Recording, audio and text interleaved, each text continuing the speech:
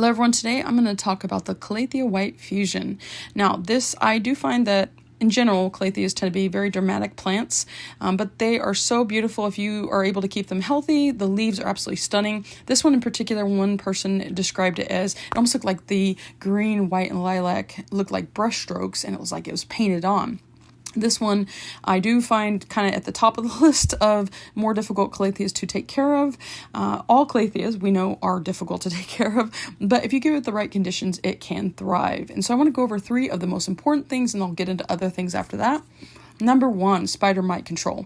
Now, with most Calatheas, if you've had one before, you understand that they are prone to spider mites, but this one in particular I found probably is the number 1 that seems to be prone. And then they are also more difficult to spot, so I constantly am inspecting. This one's actually just getting over a spider mite infestation, but it's doing okay, but I caught it right in time. The second thing is that this one in particular really likes bright light. Now, most Calatheas can tolerate, they actually like a little bit of a lower light, or they tolerate a lower light better. This one, for the color, for the appearance, for the health, and the growth, it tends to like brighter light.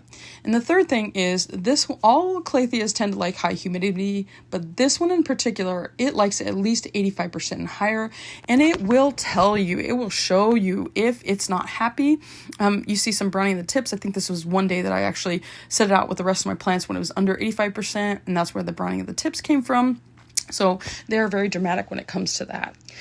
Now, those are the 3 most important things, but I want to jump into a couple of other things. Not too much fertilizer for this plant. You can use a balanced 10-10-10 and even dilute that.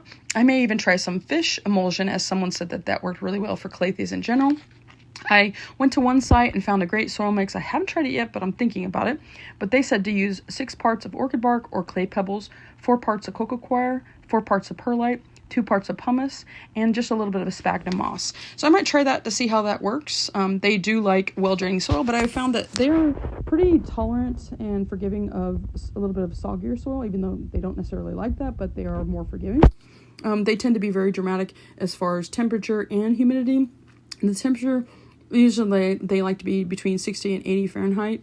That's super big. A lot of times I'll put my plants outside. And if it's anything under 60, when I put the Calatheas outside, they just will show you. The leaves will curl. They look unhappy. So they will be pretty dramatic when they don't like the temperature. They definitely don't like cooler temperatures. Well, I hope this helps. Make sure to follow along for more plant tips and just information about how to care for plants.